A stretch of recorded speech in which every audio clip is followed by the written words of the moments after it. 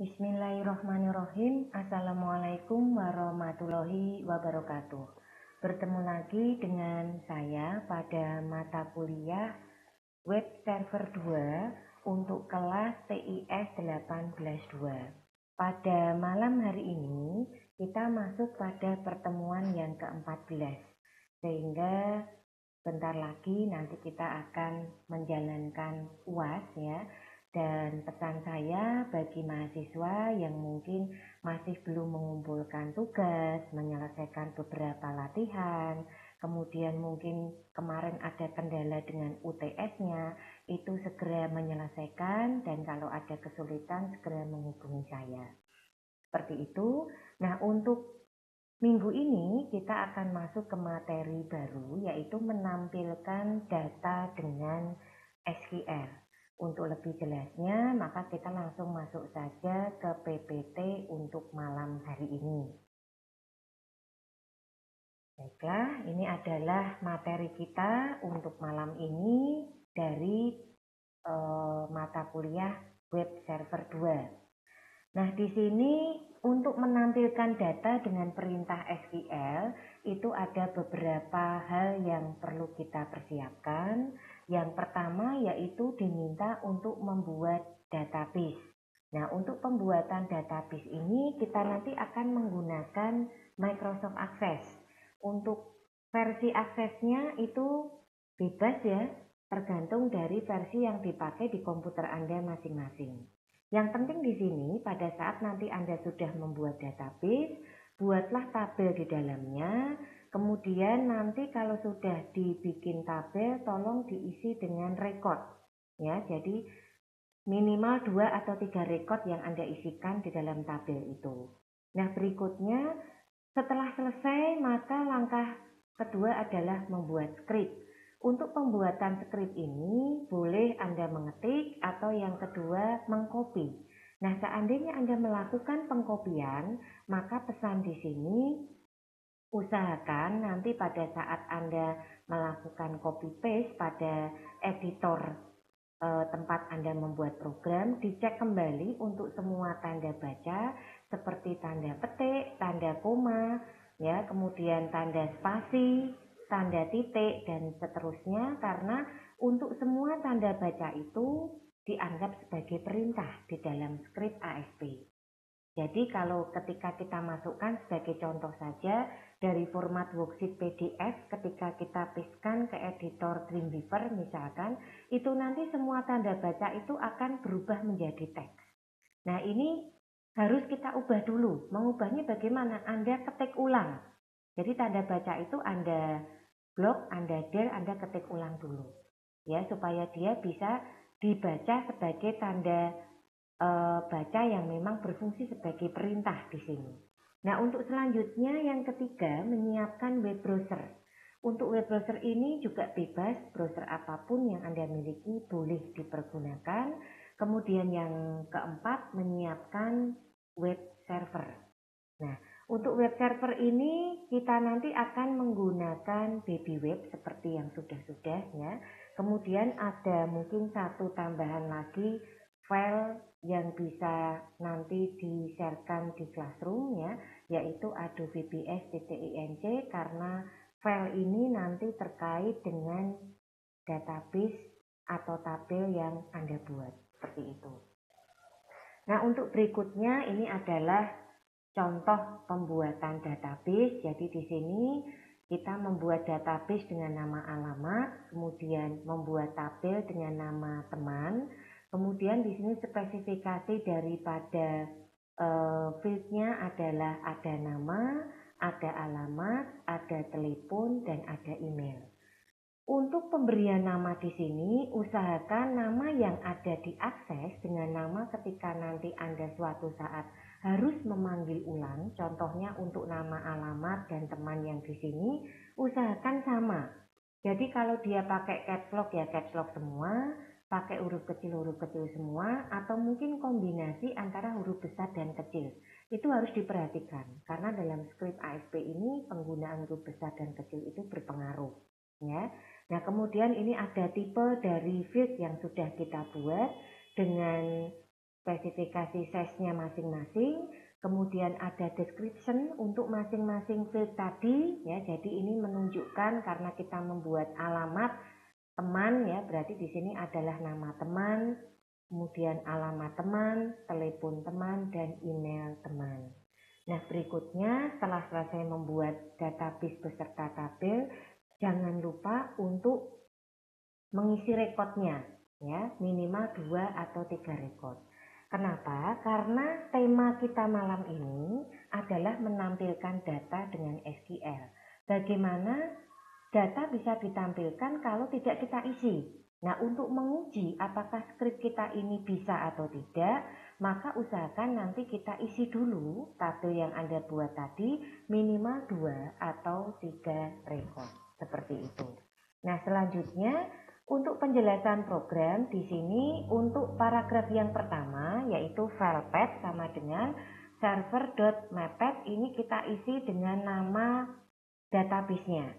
Nah, yang perlu diperhatikan di sini, jika letak dari database itu tidak jadi satu dengan script, tidak jadi satu dengan web server, misal letaknya itu berbeda sendiri, mungkin ada yang ingin meletakkan terpisah seperti itu, maka Anda harus menuliskannya secara detail. Contohnya, misal diletakkan di f.2/asp/alamat. Seperti itu, ya. Nah, kemudian langkah berikutnya adalah setting untuk koneksinya, yaitu dengan variabel objcon. Masuk server.createObject adodb.connection. Singkatan dari Active Data Object Database. Nah, setelah kita lakukan koneksi, ya, connectionnya antara database-nya tadi ke server, kemudian objcon-nya kita buka, ya. Kemudian kita masukkan data source-nya itu dihubungkan dengan variabel yang tadi menyimpan nama database, yaitu file path di sini. Sehingga kita tidak perlu menuliskan nama detailnya ini yang cukup panjang ya, cukup nama variabel penyimpannya saja, seperti itu. Nah, berikutnya adalah memasukkan perintah query. Karena kita tema malam ini adalah menampilkan data dengan SQL, tampil data dalam perintah query itu menggunakan perintah select.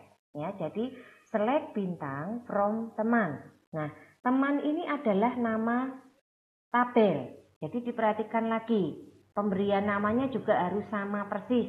Ya, kalau tadi kombinasi huruf besar dan kecil ya sama seperti itu. Nah, berikutnya setting RS. Ya, RS ini terkait dengan rekod yang tadi sudah kita simpan di dalam tabel. Jadi kalau Anda ingin menampilkan data, kemudian input, edit, delete, itu selalu menggunakan RS. Maka ini kita setting dulu, setelah disetting kita buka. Jadi inti dari paragraf yang saya potong di bagian awal ini, yang pertama adalah penentuan lokasi letak database-nya. Kemudian yang kedua adalah memasukkan perintah query. Dan yang ketiga, memasukkan nama tabel. Ya, jadi inti dari paragraf pertama ini berikut seluruh koneksi yang ada di dalamnya. Nah, selanjutnya kita masuk pada paragraf yang kedua, yaitu dim_x. Memasukkan variabel x.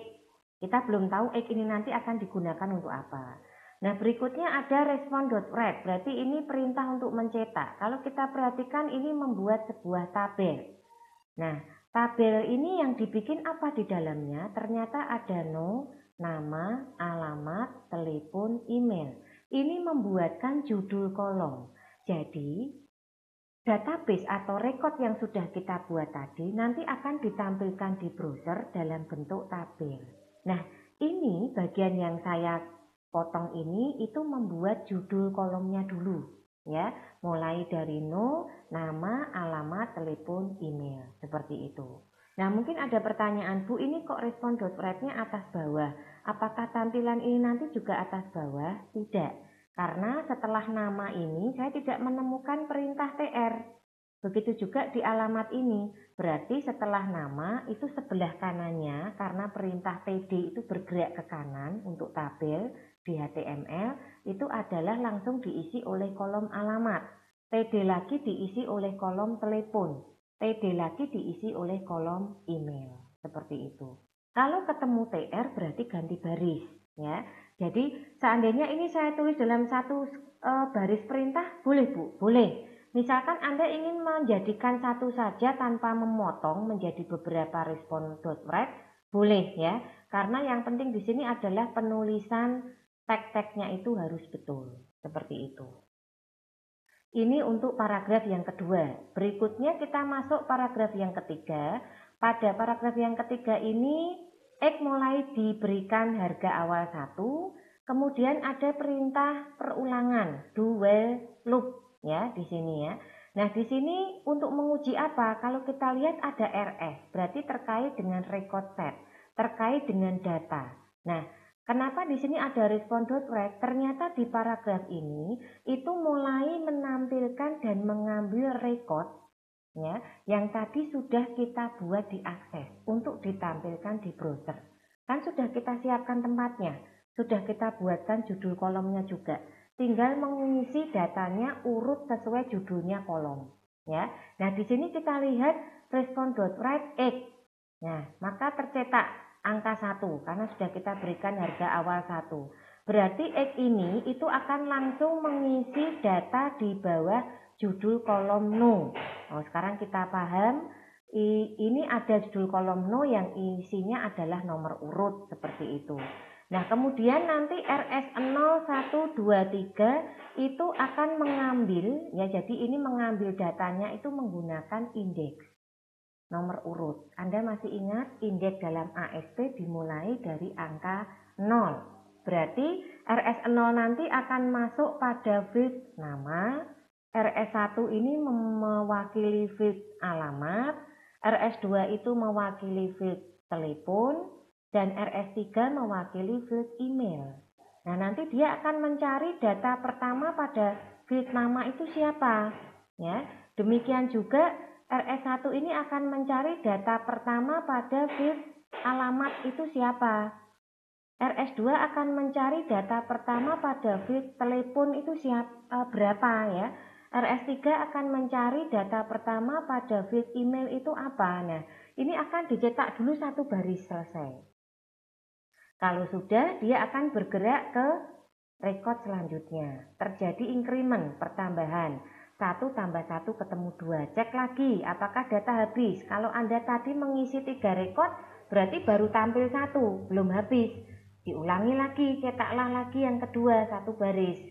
Bergerak lagi ke record selanjutnya, 2 plus 1 ketemu 3. Loop lagi, karena tadi Anda mengisi 3 misalkan, ya nanti akan tercetak lagi record yang ketiga. Nah, kalau tadi Anda misalkan hanya mengisi 3 record, sementara yang ditampilkan itu sudah 3 baris, berarti kalau sampai di sini sudah masuk ke angka 4, karena 3 plus 1 ketemu 4. Ketika dia di loop, akan muncul pertanyaan, apakah data habis? Ya, karena tadi Anda misal hanya mengisi 3. Nah, kalau dia menjawab ya, maka dia akan keluar dari loop ini dan mengerjakan perintah di bawahnya loop. Di bawahnya loop ketemu dengan tag persen penutup, berarti selesai. Nah, kalau program itu dijalankan, yang tampil di browser Anda akan tampil seperti ini.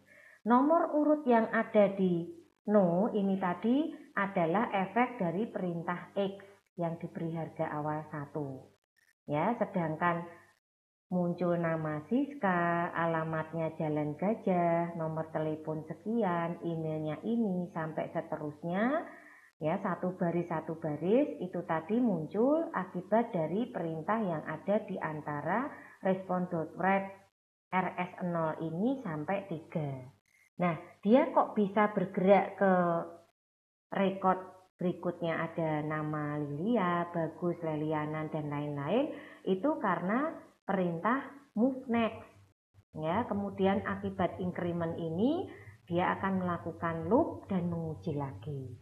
Nah, itu tadi adalah tampilan hasil dari program menampilkan data dengan SQL yang akan kita coba pada malam hari ini nanti untuk dipraktekkan ya. Jadi kalau kita lihat memang ada beberapa hal yang harus diperhatikan di sini. Sekali lagi, yang pertama, Anda harus membuat database dulu, ya. Kemudian jangan lupa untuk mengisi datanya, ya. Kemudian jangan lupa data tadi itu harus diisi dengan lengkap, minimal 2 atau 3. Jangan sampai kosong sehingga nanti akan langsung kelihatan ketika program ini dijalankan. Satu hal lagi persiapan yang perlu Anda berikan yaitu adanya file Adobe VBS.inc, ya, di mana file ini nanti ketika dibagikan kepada Anda itu harus Anda ekstrak dulu, ya. Nanti hasilnya itu baru bisa dilihat .inc tadi ekstensinya itu yang Anda gunakan. Jadi bukan file yang di-copy di Classroom-nya nanti, ya. Nah, kira-kira seperti itu untuk materi pada sore malam hari ini, ya. Nah, untuk berikutnya saya mungkin akan melihat dulu untuk mahasiswa saya yang sudah ikut hadir. Ini ada Mas Wawan. Mas Wawan mendengar suara Bu Maya? Dengar jelas, Bu. Oke, terima kasih. Mas Mufarihin mendengar suara saya? Mendengar, Bu. Jelas, Bu. Oke, terima kasih. Jadi untuk materi hari ini menampilkan data SQL sudah saya kirim di Classroom, ya, Mas Wawan, ya? Iya, Bu. Sudah dibuka belum? Sudah, Ibu. Ya, itu ada kuis juga, nanti mungkin bisa coba dijawab di channel seperti biasa, ya, channel YouTube, ya. Iya, Bu. Oke. Kemudian untuk Mas Mufarihin ini kita mulai menggunakan database, Mas, untuk prakteknya nanti. Jadi mulai koneksi-koneksi nih, ya. Bermain koneksi ini nanti kalau misal Anda praktek kok masih gagal, itu jangan mengeluh dulu, ya. Itu wajar karena untuk melakukan koneksi memang tidak selalu mulus seperti itu. Jadi nanti kita menyiapkan itu ada satu database lagi yang Anda buat menggunakan Microsoft Access. Dibikin dulu, ya. Kalau sudah, jangan lupa untuk akses nanti diisi datanya. Jangan kosong, ya, jangan kosong. Minimal 2 atau 3 record. Nah, kalau sudah diisi datanya, nanti Anda baru membuat programnya. Jadi langkah awal itu Anda bikin akses dulu. Ditutup. Kalau sudah selesai diisi data, ditutup, di-close, ya. Jangan dibuka. Posisi aksesnya ditutup. Kalau sudah selesai dibuat, yang penting Anda sudah ngisi tabel, diingat-ingat nama database, nama alamatnya, sudah saya isi record, terus di-close. Kalau sudah, nanti langkah berikutnya adalah Anda baru membuat script.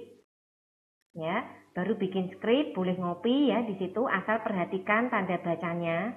Kalau ngopi itu harus diganti ulang, semua tanda baca yang ada di situ. Ya, harus diisi diketik ulang di situ. Nah, kemudian kalau sudah nanti baru Anda jalankan langsung. Jangan lupa setting web server dulu seperti biasa. Ya. Nah, hanya itu saja. Cuma jangan lupa file Adobe VBS yang saya kopikan di Classroom nanti minta tolong untuk dijadikan satu dengan file ASP-nya, ya. Berarti Mas Wawan kita punya berapa file ini? 1 ada akses, 2 ada ASP, terus 3 ada Adobe VBS. Iya, Bu. Ya, nanti saya kirimkan di Classroom. Filenya satu folder gitu, Bu, ya? Ya, dijadiin satu folder di localhost, Mas. Oh, iya. Kayak kemarin itu. Cuma ini kan ketambahan database akses sama Adobe VBS.inc. Ya, nanti dicoba dulu untuk praktek pada malam hari ini, mengingat kita sebentar lagi UAS, ya. Kita sebentar lagi UAS, jadi minta tolong ini yang materi terakhir-terakhir ini diperhatikan. Nah, kira-kira itu saja Mas Wawan, Mas Mufarikin. Terima kasih sudah ikut atensinya hadir pada perkuliahan kali ini. Nanti untuk video lebih lanjut bisa dilihat ya yang saya share nanti. Kira-kira seperti itu. Terima kasih sekali lagi Mas Wawan, Mas Mufarikin. Ya, kira-kira itu. Kita kembali lagi ke sini tadi untuk bagian akhir. Seperti biasa itu saya selalu ada kuis. Di sini hanya ada 3 kuis saja yang nanti bisa Anda coba untuk dijawab ya. Yang pertama, sebutkan persiapan untuk membuat program. Apa saja yang perlu disiapkan. Kemudian yang kedua, sebutkan field yang digunakan. Ya, sebutkan field yang digunakan. Field itu berarti item apa saja tadi di dalam tabel yang kita pakai. Dan menyebutkannya harus sama. Jangan disingkat atau jangan menggunakan caps lock dan lain-lain. Sesuai saja dengan apa yang tertulis di situ ketika nanti Anda menjawab ya. Kemudian yang ketiga, sebutkan nama database dan tabel yang digunakan pada latihan kali ini. Saya kira kalau tadi Anda melihat video materi dari awal sampai dengan akhir, pasti bisa dengan mudah menjawab kuis yang saya berikan pada malam hari ini. Begitu ya. Nah, kira-kira itu yang bisa saya berikan untuk malam hari ini. Sekali lagi, bagi Anda untuk mencoba materi yang saya berikan, jangan lupa ada worksheet juga, dicoba semuanya. Nanti kalau ada tugas di situ dikerjakan. Nah, untuk tugas sendiri itu biasanya ada masa atau waktu untuk pengumpulannya, biasanya 1 minggu ya untuk jarak pengumpulan tugasnya. Nah, kalau kita perhatikan, saya mungkin akan membuat sedikit kesimpulan dari pertemuan pada malam hari ini. Persiapan ini perlu diperhatikan dengan betul, mengingat kita mulai menggunakan database. Ketika melakukan koneksi, tentunya ada beberapa hal yang harus kita perhatikan.